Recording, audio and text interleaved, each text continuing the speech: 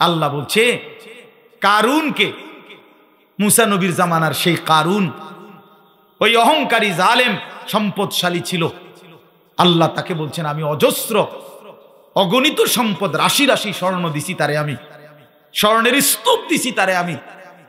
আল্লাহ বলেন আমি তারে বলছিলাম আমার হক আদায় করো, সম্পদের যাকাত, সম্পদের দান সাদাকা করো, আমি দিছি। কোরআন শরীফে আছে কারুন বলছে ইন্নামা উতিতুহু আলা ইলমিন ইদ্দি। মুসা আল্লাহরে বইল এই একটা সম্পত্তি আল্লাহ দেয় নাই, আমার জ্ঞান, আমার ইলম, আমার বুদ্ধি, আমার বিবেক, আমার বুদ্ধিমত্তা, এটা দিয়ে আমি কামাই করেছি।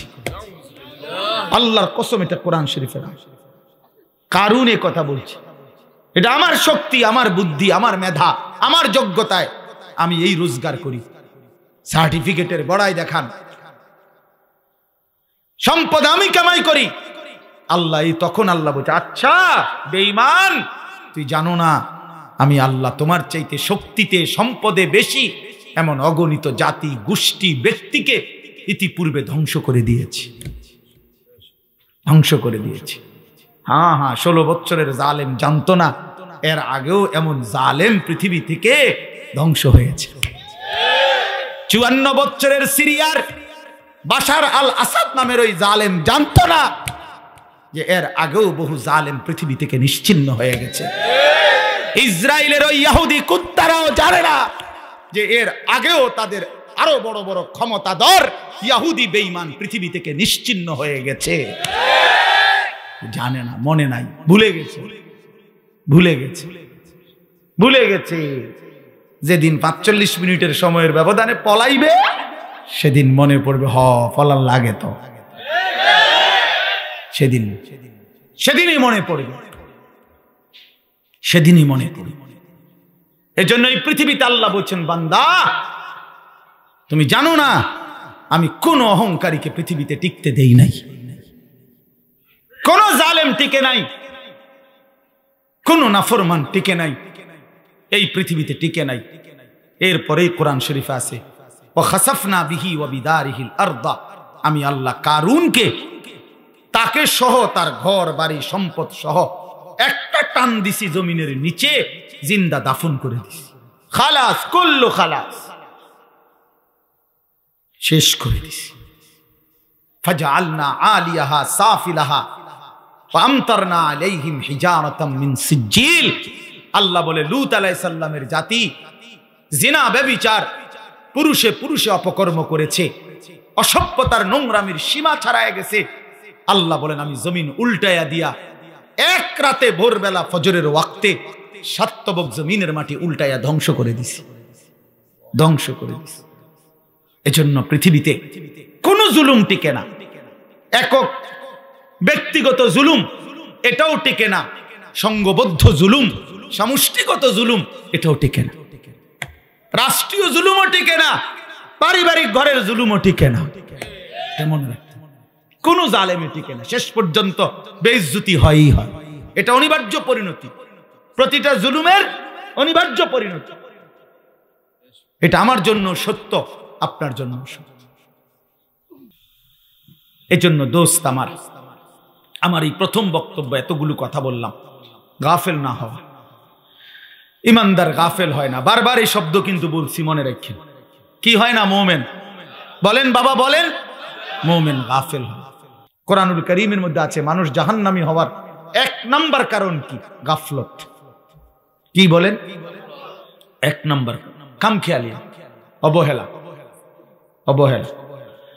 কোরআন শরীফে আছে আল্লাহ তাআলা বলছে যত লোককে আমি আল্লাহ জাহান্নামে ফেলবো, মানে যত লোক জাহান্নামী হবে সমস্ত লোকের পরিচয় একত্রে উলাইকা হুমুল গাফিলুন। সরাসরি কোরআন শরীফ আল্লাহ বলেন এরা কেন জাহান্নামী হলো? কারণ এরা সকলেই ছিল গাফিল। কি ছিল বাপ? গাফিল। কোরআন শরীফে আছে আল্লাহ তাআলা আমাদের নবী সাল্লাল্লাহু আলাইহি সাল্লামকে বলছেন, নবীজিকে বলছেন, আচ্ছা নবীজি আল্লাহ তাআলার স্মরণ থেকে গাফিল ছিলেন কতক্ষণ? সপ্তাহে কোন দিন? 24 ঘন্টার মধ্যে কখন? কখনোই না। আম্মা জান আয়েশা রাদিয়াল্লাহু তাআলা আনহা বলেন নবীজির স্ত্রী কানা রাসূলুল্লাহ সাল্লাল্লাহু আলাইহি ওয়াসাল্লাম ইয়াযকুরুল্লাহ ফি কুল্লি আহইয়ানিহি, তিনি বলেন আল্লাহর নবী সাল্লাল্লাহু আলাইহি সাল্লাম সর্বদাই আল্লাহ তাআলার স্মরণ করতেন। ফি কুল্লি আহইয়ান, সর্বদাই আল্লাহ তাআলার জিকির করতেন, স্মরণ করতেন। তাহলে যিনি সারাক্ষণ আল্লাহকে স্মরণ করতেন সেই তাকে, নবীকে আল্লাহ কোরআনে বলছেন ওয়ালা তাকুম মিনাল গাফিলিন। নবীজিকে বলছি, বন্ধু আপনাকে বলছি গাফেলদের অন্তর্ভুক্ত হইয়েন না। আপনি কে, আমি কে বলেন? নবীজিকে যদি আল্লাহ কথা বলে যে বন্ধু আপনি গাফেলদের অন্তর্ভুক্ত হইয়েন না, আমাদের জন্য কি পরিমাণ তাকিদ, আমাদের জন্য কি পরিমাণ গুরুত্ব দেওয়া উচিত, গুরুত্ব দেওয়া উচিত। আমাদের একজন বড় বুজুর্গ ছিলেন, বাংলাদেশে একসময় আসতেন পাকিস্তান থেকে, অনেক বড় এক বুজুর্গ আলেম ওয়াইস আওলাদে রসুল সৈয়দ আব্দুল মজিদ নদীম সাহেব রহমতুল্লাহ আলাইহ। ছোটবেলায় আমরা কুমিল্লা কান্দিরপাড় টাউন হল মাঠে অথবা ঈদগাহ মাঠে উনি বয়ান করতেন। আন্তর্জাতিক ইসলামী মহাসম্মেলন হইতো আগে সারা বাংলাদেশে, বিভিন্ন জেলায়। উনি 1 মাস 1.5 মাস সফর করতেন বাংলাদেশে। আমরা যখন ছাত্র ছিলাম তখন ওনার বয়ান শুনতাম, এত সুন্দর বয়ান করতেন। আল্লাহর কোরআন যখন পড়তেন মনে হইতো যেন আসমান থেকে নাজিল হইতেছে। আমার প্রিয় ভাই, আমাদের স্নেহের হাফেজ তানভীর তেলাওয়াত করলেন, আপনাদের কাছে ভালো লাগছে না? আমি নিজেও তার তেলাওয়াতের ভক্ত। আমার মাদ্রাসায় সে অনেকবার গেছে, অনেকবার। চোখে দেখে না যে পৃথিবীর আলো, সে তার মালিকের আলো কি পরিমাণ দেখলো। সুবহানাল্লাহ। হায় বদনসিব ওই মানুষগুলো যাদের চোখ ছিল 60 বছর, কিন্তু তারা কোরআনুল কারীমের একটা লাইন শুদ্ধ করে পড়তে পারে নাই, পারে না। তার চাইতে বড় বদনসিব, মন্দ কপাল, দুর্ভাগা আর কেউ হইতে। আফসোস ওদের জন্য। তো বলতেছিলাম, এই উনি পাকিস্তানের এই হযরত এখন ইন্তেকাল করছেন, আরো অনেক দিন হয়েছে। ওনার ছেলে এখন বড় ওয়াইজ। এই কিছুদিন আগেও বাংলাদেশে উনি হযরত মাওলানা ফয়সাল নদীম উনি বয়ান করে গেছেন বাংলাদেশের, প্রায় 15-20 দিন ছিলেন, এই কয়েকদিন আগে গেল। তো এটা আমাকে স্মরণ করিয়ে দেয়। তো কি স্মরণ করিয়ে দেয়? আমাকে একটু পর পর এটা হাতে থাকলে আমার আল্লাহর জিকিরের কথা স্মরণ করায় দেয়। হাতে লাগলে আমার এটা তখন মনে পড়ে, তো আমি কিছুক্ষণ আবার আল্লাহকে ডাকি, জিকির করি, এই জন্য এটা আমার স্মরণ করায় দেয়। তখন ওই যুবক, কথাটা খেয়াল করে, ওই যুবক তখন ওনাকে বলছে, আচ্ছা হযরত, নবী সাল্লাল্লাহু আলাইহি ওয়াসাল্লাম তিনি এই তসবিহ মানে এই দানাওয়ালা এগুলো এটা ব্যবহার করতেন, এটা ব্যবহার কর। অর্থাৎ উনি বলেন যে সে আমার কাছে এটাই জানতে চাচ্ছিল যে নবীজি এটা ব্যবহার করছেন কিনা, আপনি যে ব্যবহার করেন। তখন উনি বলেন, আমি তাকে বললাম, হ্যাঁ যুবক, তোমার প্রশ্ন তো ঠিক আছে, নবীজি এটা ব্যবহার করতেন কিনা, কিন্তু আগে তুমি কি এটা জানো যে নবী সাল্লাল্লাহু আলাইহি সাল্লাম আল্লাহকে ভুলতেন কিনা? বুঝেন নাই কথা? নবী সাল্লাল্লাহু আলাইহি সাল্লাম আল্লাহকে ভুলতেন কিনা? তিনি তো আল্লাহকে কখনোই ভুলতেন না। তা আমি তো প্রথমেই বলছি এইটা তো ওই ব্যক্তির জন্য যে ভুলে যায় তার মাওলাকে, এটা মনে করায় দেয়। আল্লাহর নবী এটা কেন ব্যবহার করবেন? তিনি তো 24 ঘন্টাই আল্লাহকে স্মরণ করতেন। ওনারে আবার মনে করাই দিবে কি?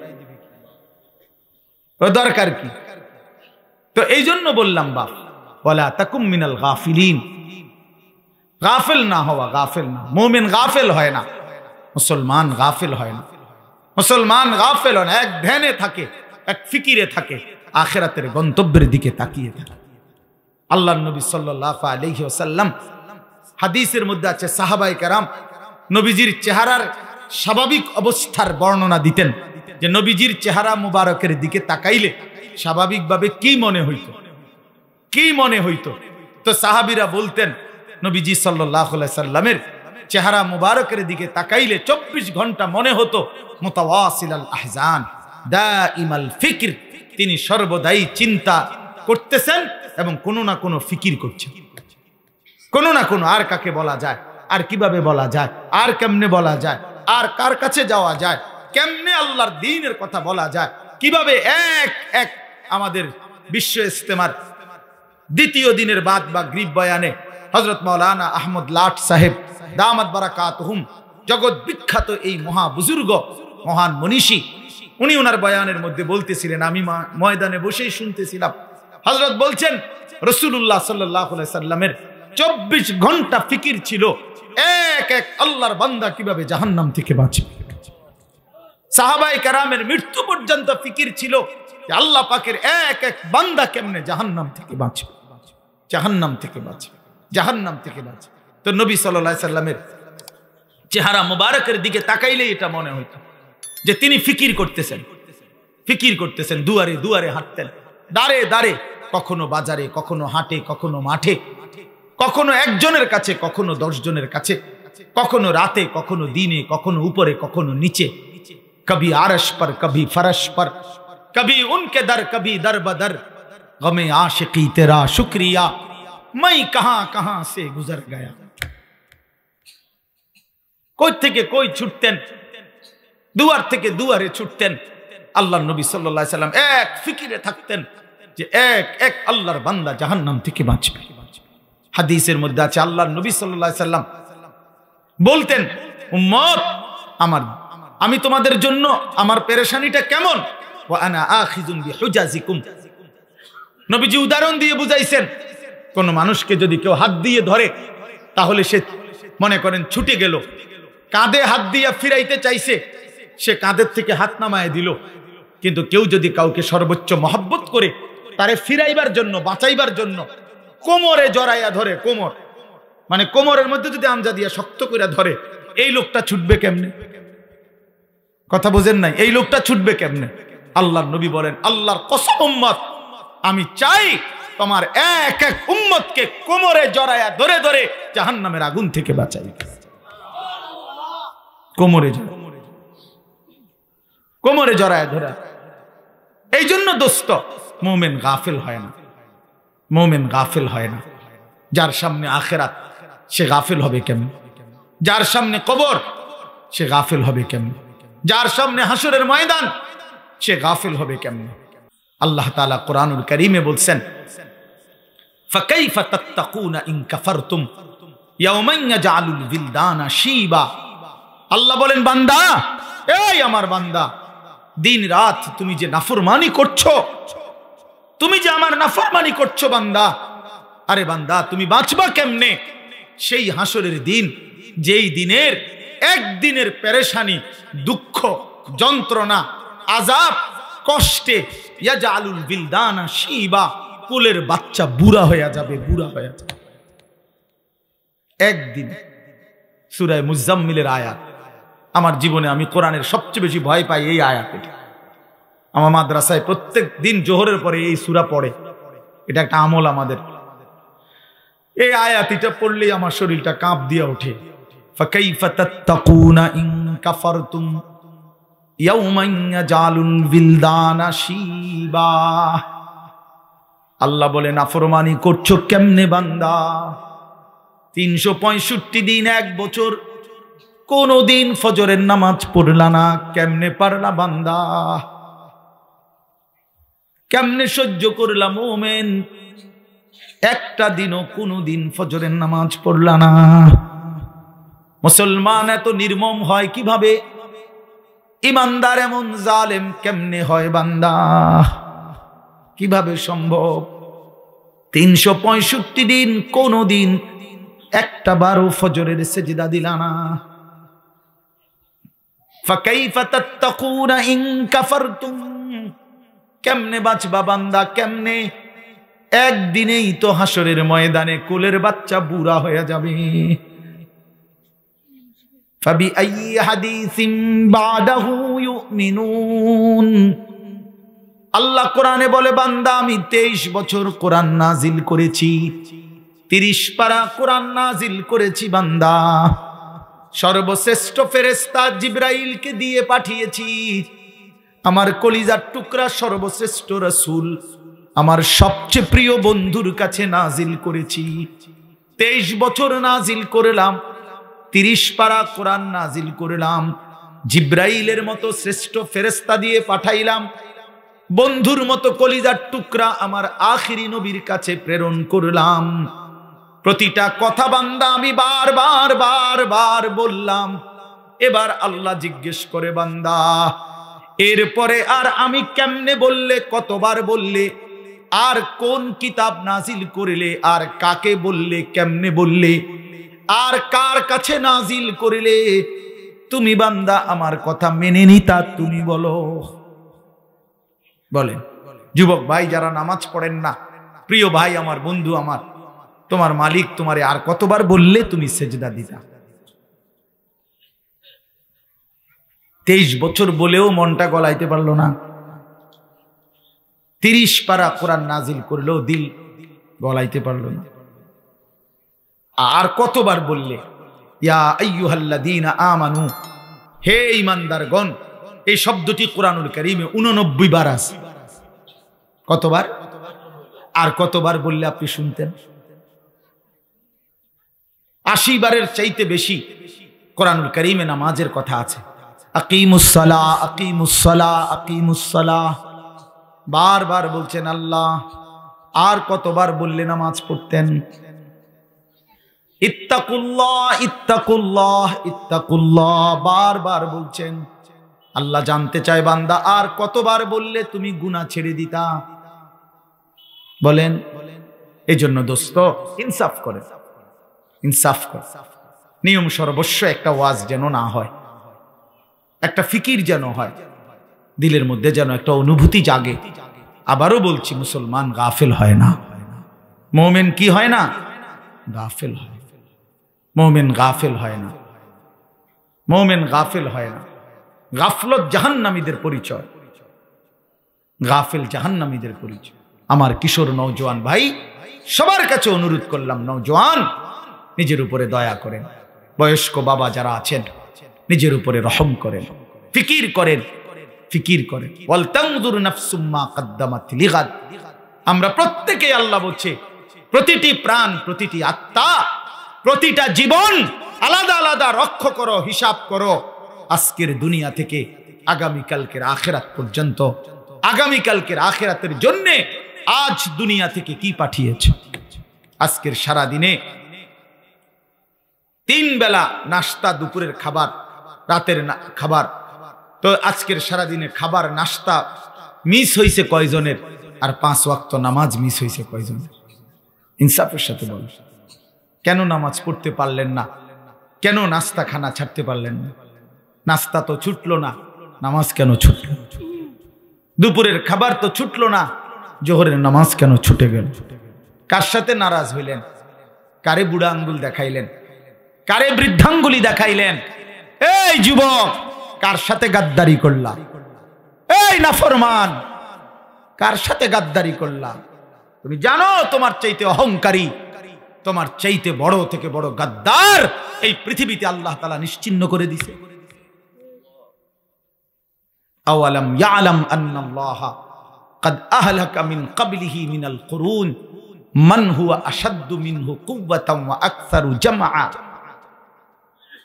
এটা কোরআন শরীফের আয়াত, সূরা কাসাস, এই সূরার মধ্যে আয়াত আছে। আল্লাহ বলছে কারুনকে, মুসা নবীর জামানার সেই কারুন, ওই অহংকারী জালেম সম্পদশালী ছিল। আল্লাহ তাকে বলছেন আমি অজস্র অগণিত সম্পদ, রাশি রাশি স্বর্ণ দিছি তারে, আমি স্বর্ণের স্তূপ দিছি তারে আমি। আল্লাহ বলেন আমি তারে বলছিলাম আমার হক আদায় করো, সম্পদের যাকাত, সম্পদের দান, সাদাকা করো, আমি দিছি। কোরআন শরীফে আছে কারুন বলছে ইন্নামা উতিতুহু আলা ইলমিন ইদ্দি। মুসা আল্লাহরে বইল এই একটা সম্পত্তি আল্লাহ দেয় নাই, আমার জ্ঞান, আমার ইলম, আমার বুদ্ধি, আমার বিবেক, আমার বুদ্ধিমত্তা, এটা দিয়ে আমি কামাই করেছি। আল্লাহর কসম, এটা কোরআন শরীফের। কারুন এ কথা বলছে, এটা আমার শক্তি, আমার বুদ্ধি, আমার মেধা, আমার যোগ্যতায় আমি এই রোজগার করি। সার্টিফিকেটের বড়াই দেখান, সম্পদ আমি কামাই করি। আল্লাহ তখন আল্লাহ বলছে আচ্ছা বেঈমান, তুই জানো না আমি আল্লাহ তোমার চাইতে শক্তিতে, সম্পদে বেশি এমন অগণিত জাতি, গোষ্ঠী, ব্যক্তিকে ইতিপূর্বে ধ্বংস করে দিয়েছি, ধ্বংস করে দিয়েছি। হ্যাঁ হ্যাঁ, 16 বছরের জালেম জানতো না এর আগেও এমন জালেম পৃথিবী থেকে ধ্বংস হয়েছে। 54 বছরের সিরিয়ার বাশার আল আসাদ নামের ওই জালেম জানতো না যে এর আগেও বহু জালেম পৃথিবী থেকে নিশ্চিহ্ন হয়ে গেছে। ইসরায়েলের ওই ইহুদি কুত্তারাও জানে না যে এর আগেও তাদের আরো বড় বড় ক্ষমতাধর ইহুদি বেঈমান পৃথিবী থেকে নিশ্চিহ্ন হয়ে গেছে। জানে না, মনে নাই, ভুলে গেছে, ভুলে গেছে, ভুলে গেছে। যেদিন 45 মিনিটের সময়ের ব্যবধানে পলাইবে সেদিন মনে পড়বে, পলার লাগে তো, সেদিনই মনে পড়বে, সেদিনই মনে পড়বে। এজন্য এই পৃথিবীতে আল্লাহ বলছেন, বান্দা তুমি জানো না আমি কোন অহংকারীকে পৃথিবীতে টিকতে দেই নাই, কোন জালেম টিকে নাই, কোন নাফরমান টিকে নাই, এই পৃথিবীতে টিকে নাই। এরপরেই কোরআন শরীফে আছে, ওয়া খাসাফনা বিহি ওয়া বিদারিহিল আরদা, আমি আল্লাহ কারুনকে তাকে সহ তার ঘর বাড়ি সম্পদ সহ একটা টান দিছি জমিনের নিচে, জিন্দা দাফন করে দিছি। খালাস, কুল্লু খালাস, শেষ করে দিছি। ফাজআলনা আলিয়াহা সাফিলাহা ওয়া আমতারনা আলাইহিম হিজারাতাম মিন সিজ্জিল।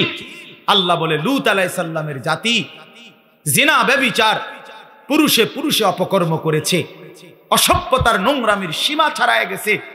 আল্লাহ বলেন আমি জমিন উল্টায়া দিয়া এক রাতে ভোরবেলা ফজরের ওয়াক্তে সাতবক জমিনের মাটি উল্টায়া ধ্বংস করে দিছি, ধ্বংস করে দিছি।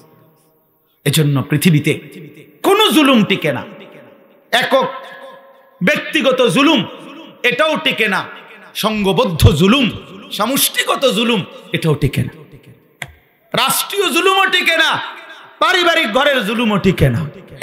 তেমন কোন জালেমে টিকে না, শেষ পর্যন্ত বেইজ্জতি হয়ই হয়। এটা অনিবার্য পরিণতি, প্রতিটা জুলুমের অনিবার্য পরিণতি। এটা আমার জন্য সত্য, আপনার জন্য সত্য। এজন্য দোস্ত আমার এই প্রথম বক্তব্য এতগুলো কথা বললাম, গাফেল না হওয়া। ইমানদার গাফেল হয় না, বারবার এই শব্দ কিন্তু বলছি, মনে রাখেন। কি হয় না? মোমেন বলেন, বাবা বলেন, মোমেন গাফেল হয়। কেন ভুলে গেলেন আল্লাহকে? একটা অটো চালাইতে চালাইতে নামাজের সময় নাই, কেন? একটা সিএনজি চালাইতে চালাইতে নামাজের টাইম নাই। কয় টাকা বেতনের চাকরি করেন জানি না আমরা? যারা চাকরি করেন কয় টাকা বেতন? 30,000, 60,000, 90,000 টাকা, 1 লাখ টাকা মাসে ইনকাম। এক মাসে নামিয়া 30 দিনে 1 লাখ টাকা কি খুব বেশি কোনো টাকা নাকি? 30 দিনে 30,000 টাকা কি খুব বেশি টাকা নাকি? মাত্র 30,000 টাকার জন্য আল্লাহকে ছেড়ে দিলেন। একটা ওয়াক্ত নামাজ পড়লেন না, এই একটা বাড়ি করে, একটা বিল্ডিং কইরা, 2টা প্রাইভেট কার চালাইয়া, আস্তাগফিরুল্লাহ, এত অল্প দামে আল্লাহকে প্রত্যাখ্যান করলেন। কি দুনিয়া ভোগ করলাম আমরা বলেন? অতিরিক্ত কি দুনিয়া ভোগ করে আল্লাহকে ভুলে গেলাম। ইয়া আইয়ুহাল ইনসান মা গাররাকা বিরাব্বিকাল কারীম। আল্লাহ বলেন, হে মানুষ, আমার মতো দয়ালু মেহেরবান মালিককে ছেড়ে দেওয়ার জন্য কে তোমাকে ধোঁকা দিল? কাকে পেয়ে বন্ধু আমার মতো পরম বন্ধু বাদ দিয়ে দিলাম? মা গাররাকা বিরাব্বিকাল কারীম। এমন মেহেরবান মাওলা কেমনে ছেড়ে দিলা বান্দা? কোন মা যদি বলে 6 মাস যদি কোনো সন্তান কোন মায়ের খবর না নেয়, একটা ফোন করে না, কোনদিন জিজ্ঞাসাও করে না, 6 মাসের ব্যবধানে কোনো মা যদি বলে সন্তানকে, বাপ আমি তোর সেই মা যে তোরে 9 মাস গর্ভে ধারণ করেছি, আমি তোর সেই মা যে তোরে 2 বছর বুকের দুধ খাওয়াইছি। সন্তান আমার 6 মাস এমন গর্ভধারিণী মাকে কেমনে ভুলে গেলি? সেই সন্তান পাথর দিল হলেও তো দিল নরম হয়ে যাবে। তো মহান আল্লাহ পাক বলে, রব্বুল আলামিন বলে, বান্দা গত 1টা বছর আমি আল্লাহই তো তোরে খাদ্য দিলাম, খাবার দিলাম, পানীয় দিলাম, আসমান জমিন গোটা কায়নাত দিয়ে তোকে আমি আল্লাহ লালন পালন করলাম। বিনিময়ে 1টা বছর কোনদিন আমি বুঝি ফজরের একটা সেজদাও পেলাম না। কেমনে পারলি বান্দা, আমার মতো মালিককে ভুলে যেতে পারলা কেমনে? কি জবাব হবে? আল্লাহর নবী সাল্লাল্লাহু আলাইহি ওয়াসাল্লাম বলবে হাসরের দিন, উম্মত 23 বছর আমি দিন রাত তোদের জন্য কেঁদেছিলাম, আমার এত চোখের পানি কেমনে প্রত্যাখ্যান করলি উম্মত? আম্মা জান আয়েশা রাদিয়াল্লাহু তাআলা আনহা বলেন, এশার নামাজের পরে আল্লাহর নবী দাঁড়িয়েছেন। নবীজির স্ত্রী আয়েশা বলে, খোদার কসম দুনিয়াবাসী, আমি দেখছি আমার স্বামী অন্ধকার রাতে দাঁড়িয়েছেন, ফজরের আজান পর্যন্ত এক দাঁড়ানোতে 2টা চোখের পানি ফেলে আল্লাহর কাছে উম্মতের জন্য গুনাহ মাফ চাইছে। হাত্তা তাওয়াররামাত কাদামাহু, হযরতে আয়েশা বলেন 2টা পা মুবারক ফুলে ফুলে গেছে। এত চোখের পানির বদলা এই ছিল নাকি? বলেন বাবা। এজন্য বাপ নবী সাল্লাল্লাহু আলাইহি ওয়াসাল্লাম 23 বছর কেঁদেছেন। তায়েফের কি পরিমাণ রক্ত ঝরিয়েছেন, উর্দু কিতাবে আছে। নবী সাল্লাল্লাহু আলাইহি ওয়াসাল্লাম তায়েফ থেকে যেদিন ফিরে আসছে, এই পুরা দেহ রক্তাক্ত হয়ে, শুনেন, সারা দেহ থেকে এই পরিমাণ রক্ত ঝরেছে। নবীজির পালক পুত্র যায়েদ ইবনে হারেসা রাদিয়াল্লাহু তাআলা আনহু, তিনি সাথে ছিলেন ওই সফরে, তায়েফের সফরে। উনি বলেন, আল্লাহর নবী সাল্লাল্লাহু আলাইহি ওয়াসাল্লামের দেহ মোবারকের রক্ত পায়ের জুতার সাথে পায়ের তালু এইভাবে জমাট বাইধা গেছে রক্তে, আমি খুলতে পারতেছিলাম না। হযরতে যায়েদ বলেন, আমি নবীজির পবিত্র রক্ত দেহের আমি আমার গায়ে মাখতেছিলাম, এত রক্ত ঝরাইছে বাপ। উর্দু কিতাবের মধ্যে আছে, আল্লাহর নবী সাল্লাল্লাহু আলাইহি ওয়াসাল্লাম এই রক্ত মাখা দেহ নিয়ে তায়েফের সীমানা থেকে একটু সামনে মক্কা না নাখলা একটা জায়গায় একটা আঙ্গুর খেজুরের বাগানে ঢুকছে এই রক্ত মাখা শরীর নিয়ে। ঘটনাচক্রে নবীজির একজন সবচেয়ে বড় দুশমন মক্কার উতবা, আপনারাও নাম শুনছেন, আবু জেহেল, আবু লাহাব, উতবা, সাইবা, নবীজির বিরোধিতাকারী মক্কার কুরাইশদের অন্যতম একজন ছিল উতবা। এই উতবার বাগান ছিল ওইটা, এই যেই বাগানে নবীজি ঢুকছে রক্ত মাখা দেহ নিয়ে। ঘটনাচক্রে ওই সময় এই উতবা কাফের মক্কার নবীজির দুশমন, সে বাগানে ছিল। সে তাকাইয়ে দেখছে আল্লাহর নবী সাল্লাল্লাহু আলাইহি সাল্লামের এই রক্ত মাখা দেহ তায়েফের ময়দান থেকে এসে তিনি ঢুকছেন। আল্লাহর কসম বাপ, এক কাফের যে মৃত্যু পর্যন্ত ঈমান আনে নাই, বদরের যুদ্ধের দিন এই উতবা নিহত হয়েছিল, এই তায়েফের এই রক্ত মাখা দেহ দেখে এই উতবা নামের এই বেঈমান চিৎকার করে বলছিল, হায় তায়েফবাসী, এক মানুষকে কেমনে এতটা মারা মারলি, আমার ভাতিজারে তোরা কেমনে এত পাথর মারলি। আমরাও তো আমার ভাতিজার আজকে 11 বছর, নবীজি 11 বছর পরে 40 বছরে ইসলাম প্রচারের 11তম বছরের মাথায় তায়েফ গেছিলেন। আমরা তো গত 11টি বছর কোনোদিন এত বিরোধিতা সত্ত্বেও ভাতিজারে এইভাবে পাথর মারি নাই। এক কাফেরের কলিজার মধ্যে আঘাত লাগছে, চোখের পানি আসছে, আর উম্মত কত শতবার এই কথা শুনছে, কিন্তু মোটেই মনে করে না। এই দিল কত বড় পাষাণ দিল, যে তার নবীর সাল্লাল্লাহু আলাইহি সাল্লামের কথা কখনোই মনে পড়ে না। বলেন বাপ। এই জন্য আমি আবার বললাম, আমি একটা আয়াত, আপনাদের পরিচিত আয়াত পড়ছি। আমার প্রথম কথা, গাফেল না হই। মুমিন গাফেল হয় না। অনেক কিশোর নওজোয়ান, অনেক যুবক ভাই, আপনাদের সবার কাছে অনুরোধ বাপ, জিন্দেগির কদর করেন, হায়াতের কদর করেন। আমরা মুসলমান, আমরা ইমানদার, আমরা মুমিন। আল্লাহর নবী সাল্লাল্লাহু আলাইহি সাল্লাম বলছেন, কুনু আবনা আল আখিরা ওয়ালা তাকুনু আবনা আদ দুনিয়া। শুনেন বাপ, নবীজি বলছেন, উম্মত আখিরাতের পরিচয়ে পরিচিত হও, দুনিয়ার পরিচয়ে পরিচিত হও না। দুনিয়ার পরিচয়ে পরিচিত হও না, আখিরাতের পরিচয়ে পরিচিত হও। ইরতাহালাতিদ দুনিয়া মুদবিরা ওয়ারতাহালাতিল আখিরাতু মুকবিলা। নবীজি বলেন, উম্মত, প্রতিনিয়ত দুনিয়া তোমার পিছনে যাচ্ছে, প্রতিনিয়ত আখিরাত তোমার আগে সামনে আসছে। প্রতি ঘন্টা যায় তো দুনিয়া আমার পিছনে যায়, প্রতি ঘন্টা যায় তো আখিরাত 1 ঘন্টা আমার সামনে আগায়। ঠিক কি না বলেন? এজন্য আল্লাহ নবী বলেন, আখিরাতের পরিচয় হও, দুনিয়ার পরিচয় না।